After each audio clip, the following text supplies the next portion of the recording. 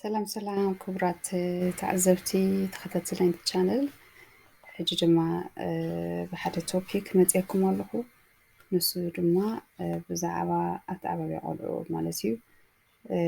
ካብ ሓደ መፅሓፍ ዘንበብኳ ቅዱሳት ዜጋታት ወይ ከዓ ቅዱሳት ተልኢኹም ኣብቲ መጨረሻታት እቲ መፅሓፍ ናይቲ መፅሓፍ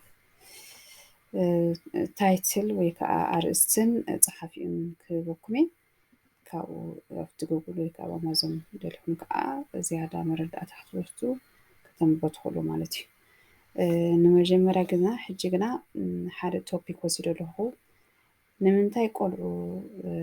ጠባዮም ብሕማቕ ኮነ ብፅቡቕ ይህነፁ ንምንታይ እዮም ከምኡ ዝኾኑ ንምንታይ እዮም እቶም ቆልዑ ሕማቕን ፅቡቕን ባህርያት ክህልዎም ዘለዎም እየ ዝብል ክልተ ከም ኮት ኢለ ዝወሰድኩን ኣለዉ ካብዛ መፅሓፍ ንሳ ክንሰን ከንብበልኩም እየ ካብኡ ብሕግታት እዩ ቀሪፅዎ ዘሎ እዚ ነቲ ሕግታት ክስታሕ ክገብር እየ ማለት እዩ ሓደ solution exists with increased knowledge of role ፍታሕ እንብሎ ወይ ከዓ ሓደ ፍታሕ ኢልና እንኣምነሉ ነገራት እናወሰኸ እናዕበና ክንከይድ እንድሕር ኮይና ኣፍልጦ ናይቲ ሕጊ ኣተዓባብያ ናይቲ ቆልዑት እናወሰኽና እንድሕር ከይድና ሶሉሽን ከዓ ትውሽጡ ኣሎ እዩ ዝብለና ዘሎ ማለት እዩ ካልአይቲ both good and bad behavior shaped by the reward which the child receives ዝብል ዘሎ ክልቲኡ ሕማቕን ፅቡቕን ባህርያቱ ይቕረፅ ወይ ከዓ ይዓቢ ብምንታይ በቲ ንሕና እንህቦ መተባብዒ ነቲ ሕማቕ ጥባይ ይኮነ ነቲ ፅቡቕ ጥባይ ይኮነ ማለት እዩ ስለዚ እቲ ሕማቕ ኮነ ሕማቕ ጥባይ ኮነ ፅቡቕ ጥባይ ኮነ ሼፕ ይኸውን ይህነፅ ይዓቢ በቲ ንሕና እንህቦ መተባብዒ ወይ ከዓ እቲ መተባብዒ ዝቕበሎ ቆልዓ ማለት እዩ ኦኬ ቀፂለ ናብተን ሰለስተ ሕግታትን ኣርባዕተ ከም ኢረር ወይ ከዓ ከም ኢረር ከም ጌጋታት ኢሉ ኣቐሚጥዎን ዘሎ ንዕአን ዳሽሞ ክገብር እየ ማለት እዩ ሓደ reward for good behavior እዩ ዝብለና ተቐዳመይቲ ሕጊ ነቲ ፅቡቕ ባህርያት ዘንፀባርቆ ዘሎ ነቲ ቆልዓ ኣተባብዓ እዩ መታን ነታ ፅብቕቲ ባህርያቱ ሒዝዋ ምስኡ ክዓቢ ማለት እዩ ኦኬ እሞ ከዓ quickly and often ቅልጥፍ ኢልካን ቀፃልኻ ክትገብሮ ትኽእል ኣለካ ሓደ ግዜ ክልተ ግዜ ዕዳኻ ሂበካ እንደተማለሽ ከም ሂበካ ኣብ ነፍሲ ወከፍ ከምኡ ደይኮነ ኣብ ነፍሲ ወከፍ ፅቡቕ ባህርያት ዘርአዮ ቆልዓ ከተተባብዖ ኣለካ ሪዋርድ ክትህቦ ኣለካ መተባብዒ ክትህቦ ኣለካ እታ ጥባይ መታን ክትወፅእ ንላዕሊ ማለት እዩ ካብቲ ካልእ ሕማቕ ዝኾነ ባህርያት ክስታይ ዝገብሩ ማለት እዩ እቲ ሪዋርድ ንህቦ ከዓ ኣብ ሰለስተ ነገራት ተቐይስዎ ኣሎ ኩላህና ንፈልጦ ኢና ግና ስትራክቸር ገይሩ ኣቐሚጡ ኣብ ሰለስተ ነገራት ሓደ ሶሻል ኢልዎ ኣሎ ካልኣይ ኣክቲቪቲ ኢልዎ ሳልሳይ ማቴሪያላዊ ኢልዎ ሶሻሊ ማለት ንሕና ብኣፍና ኮነ ብገፀ ባህርና ኮነ ናይ መተባብዒ ሪዋርድ ክንህቦ ከለና እሰይ ዝወደይ እሰይ ዛጓለይ ብራቮ ንፍዕቲ ክትሓቕፉ ከለኻ ሕቑፍ ሃግን ማለት እዩ ክትሓቕፉ ከለኻ ኣቴንሽን ክትህቦ ከለኻ ሙሉእ ኣቴንሽን ክትህቦ ከለኻ ዋው ገለ ዓይነት ኣቴንሽን ክትህቦ ከለኻ ክስሕቆ ከለኻ ስማይል ክትህቦ ከለኻ ዝተፈላለዩ እዚ ሶሻል ኢሉ ኣብ ሓደ ሶሻል ኢሉ ሊስት ገይርዎን ኣሎ ማቴሪያል ኣክቲቪቲ ከዓ ንሱ ብዝመረፆ ኣክቲቪቲ ንኣብነት ኩዕሾ እንድሕር መሪፁ ኩዕሾ ምስኡ ክትከይድ ከለኻ ወክ እንድሕር ደልዩ ወክ ምስኡ ክትከይድ ከለኻ ደቂ ኣንስትዮ ከዓ ብዙሕ ግዜ ኩሽነ ኬክ ገለ መለ ደስ ዝብለኒ ኬክ ምስአን ክሰርሕ ከለኻ ምስ እጀ ምስ ኢንጆይን ክሰርሕ ብዝመረፆ ግና ብዝመረፆ ግዜ ብዝመረፆ መዓልቲ ኩሉ ነገር ማለት እዩ ምክንያቱ ኣዘ ሪዋርድ ኢኻ ትጥቀመሉ ዘለኻ ማለት እዩ ሳልሰይቲ ከዓ ማቴሪያላዊ ከዓ ዝተሓዝ ነገር ማለት እዩ ኣይስክሬም ድዩ ክዳን ድዩ መፃወቲ ድዩ ዝተፈላለዩ ነገር ከዓ ማቴሪያላዊ ክንህቦም ከለና ማለት እዩ ካልአይቲ do not accidentally reward for bad behavior do not accidentally reward for bad behavior ይድብሎ ነቲ ሕማቕ ባህሪኦም ንመዐገሲ ኢልካ ሪዋርድ ኣይትሃቦም متابعي تابو ንኣብነት ቆልዑ ቀንዑ ብጣዕሚ ክለበር እዮም ኣፍታ ቢዚ ዝኾነላ ኣፍታ ለስ ኣቴንሽን እትገብረላ ናብኦም ሸዓዮም መፂኦም ዝርብሹኻ ወይ ቴሌፎን እናተዛረብካ ሸዓዮም እታ ዝደሊቶም ክገብርዋ ዝደልዩ ሸዓዮም ዝርብሹኻ ናይ ዝኾነ ቆልዓ ባህሪ እዩ ሕጂ ንስኻ ካብቲ ንስኻ ሒዝካዮ ዘለኻ ጠጠው ከይትብል ካብ ዝተፈላለዩ ጠጠው ከይትብል እስክግበሮ ድሓን ወሰዶ ገለ ትብሎ ማለት እዩ እዚኣ ኩሉ ግዜ እዛ ባህሪ እዚኣ ኣብ መዓዝ ትጥቀሙላ ኣበይ ትጥቀሙላ ነዛ ባህሪ እዚኣ እንዳማዕበለት ክትኸይድ ኣብ መጨረሽኡ ካልእ ነገር ናብ ዝዓበየ ትኸይድ ማለት እዩ ኣብስኻ ደየለኻሉ ኣብ ገዛኻ ድሌቶም ክገብሩ ከዓ ማለት እዩ which is ብደይ ፍቓድካ ብደይ ክስታይካ ማለት እዩ ወይ ከዓ ካብ ንዓኻ ኣይሰምዑኻን ማለት እዩ ምክንያቱ ኦልሬዲ ንዓኻ ክስታይ ገይሮምልካ ኣለዎ ማለት እዩ ኦልሬዲ እቲ ናትካ ተሓሳስባ ናትካ ታሽሙ ናትካ ዊክነስ ሒዞም ኣለዎ ማለት እዩ ኦኬ ካልእቲ ብፍላይ በኮራት ኣሕዋተይ ብዙሕ ግዜ እዚኣ ክስታይ ትገብር ኣኽን ቆልዑት ህፃውንቲ ቆልዑት ብፍላይ ካብ 2 ወርሒ ንላዕሊ እንዳገፆም ድሕር ኮይኑ እንዳለልዩ እዮም ዝኸዱ ክሕቆፉ ሙቐት ናይ ኣዲኦም ጨና ናይ ኣዲኦም ስለ ጀብሉ ክሕቆፉ እዮም እንደልዩ ክሕቆፉ ክብሉ ነዛ ገዛ ግን ቅር የብልዋ ማለት እዩ ብኽያት ሓደ ነገር ከነስተውዕል ዘለና እቶም ቆልዑት ኣይጥመዩ ዝኾነ ርስሓት ዝፅረ ነገር ንሕና እንድሕር ፀራሪግናሎም ኣብ ከባቢኦም ደሎ ንዕኦም እቲ ናይ ሴፍቲ ናይ ሽጎማኖ ድዩ ካልእ መፃወቲ ኣብ ኣፎም ገለ መለክዕ ዓባብሶም ንዝታት ኩሉ እንድሕር ኣፀራሪናሎም እቲ ካልእ ብኽያት ናይ ኣቴንሽን እዩ ኣቴንሽን ምኽላእ ኣይኮነን ኣቴንሽን ክልኦ ይኮንኩን ትብል ኣሎ እቲ ንኸተልዕሎ ኢልካ ኣቴንሽን ክረኽቡ ኢሎም 10 ግዜ እንድሕር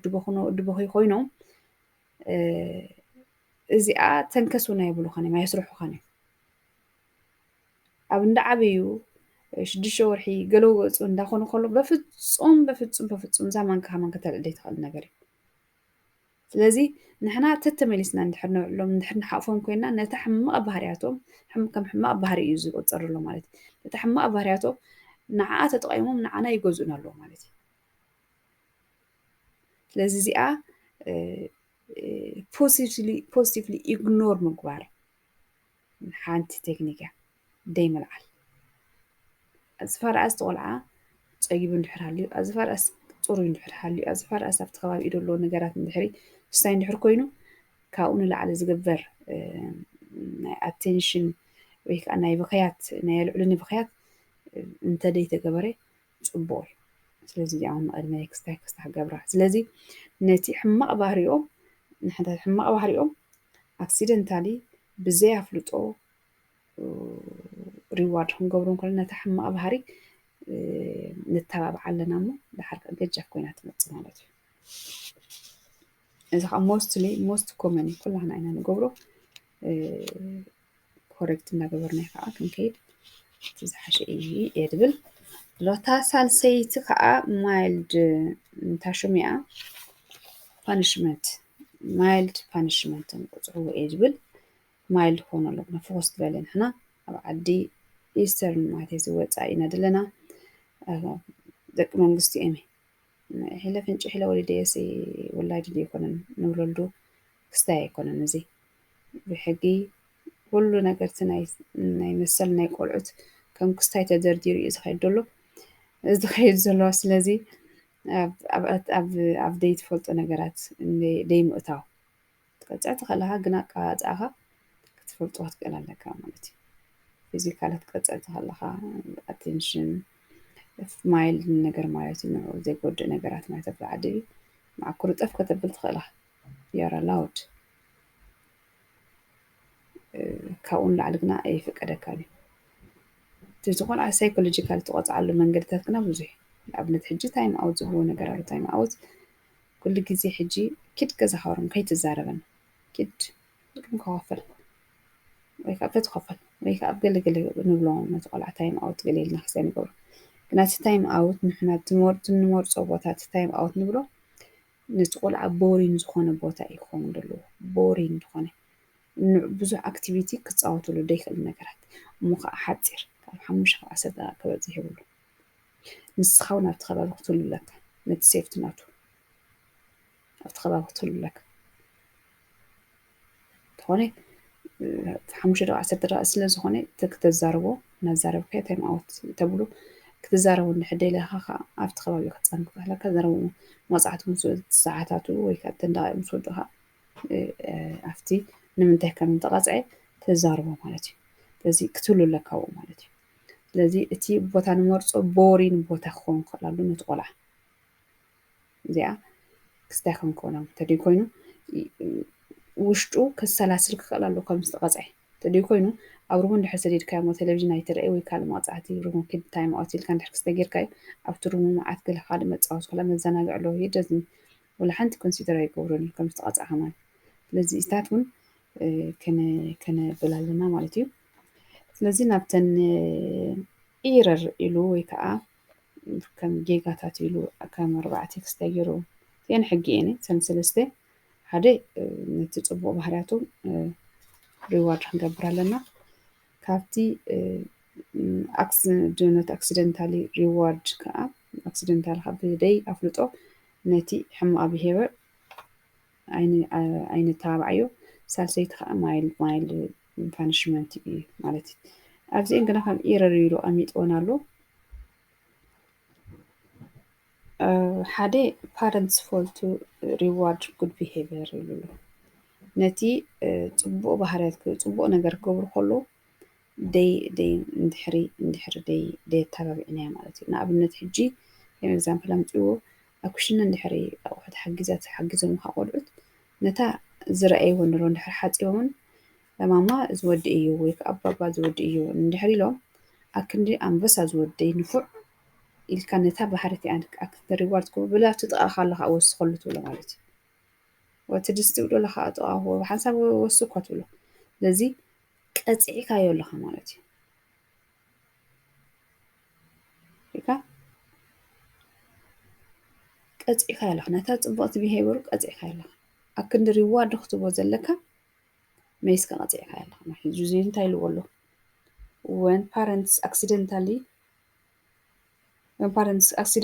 punish good behavior يقولنا punish تقطعهم خلا مالتي هجي when parents accidentally punish the good behavior هجي مقطعي كايو مالك على جيزي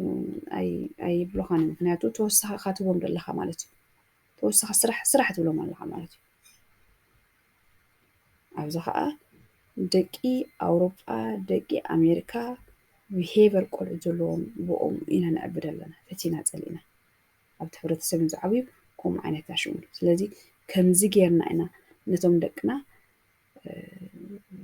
كنا عبيهم زلنا مسانا كلوز كوينهم كعبيب إحنا مسانا كلوز كوينهم كعبيب نحر كوينهم كسوم أنا نايولد أوتريتونا بلا على كل جزء كله نحر كوينه زي إتات براكتس نحر دا قبرنا نحر كينا أوتريتناتنا كمان مرافت على فون دلو أنا كستك هشم سستين كنقورن نحر كوينا مالتي زي إتاتي بلالو سالسيتي when parents no رابعيتي when parents fail to punish bad behavior نتحمق بهاريهم كي قصعو ندحر حليفهم زحك حلفو كله مالتي زي أو نتحجو زي انتايلو كستايرو ولو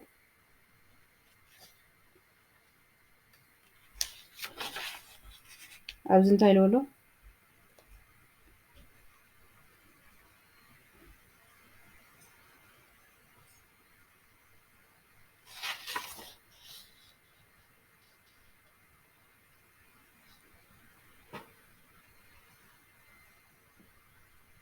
أبز انتايلو ولو أدي انتاي تبلا أدي نتم دك نتسبعيا نسخاسي نزون قولو تقلتت ولون زحاشا نيرو كلتي مودات بأس نيرو نسخاس نزون قولو تقلن نقرتت ولون زحاشا نيرو ويلا تأديهم نسخاء أنا يودات سرحي ودات ينكم يلوا مالتي لذي نتي حما أبهاري زقبرو زلو أكندي زقصعهم زنا يودات بهاري يلوها شللوه مالتي. لذي when parents fail to punish that behavior among us and ሰበይትንሲ ንሳ ወድ ረእዮም እንደቆሉ እዞም ቆልዑት እንደገለ ክብሮ ክትብል ናይ ወዳት ባህሪ ኢሉ መሊስና ንዓ እቲ ዝበኣስሉ ዘለዎ ባህሪኦም ወይ ከዓ እቲ ዝበኣስዎ ዘለዎ ባህሪ እንደገና ተደጋጋሚ ከም ዝደጋገም ከምኡ ክቐፅል ከም ዝኽእል ኣታባቢዕዎ ኣሎ ክቐፅል ከም ዘሎ ኣታቢዕዎ ኣሎ ትቦኦም ማለት እዩ እቶም ስድራ ቤት ክልቲኦም ስለዚ እዚአን ንሎም መዓንቲ ዝመደብኮን እየን ሆፕ ንገለገለ ስድራ ቤታት ይሕግዛ ኢለ ተስፋ ገብር ኣብ ቀፃሊ how to communicate with our children ዝብል ቶፒክ ሒዛ ክመፅእ እየ ኣብ ዝመፅእ ክተትራኸብ ታንኪዩ ኣለለይ ሰላም ጤና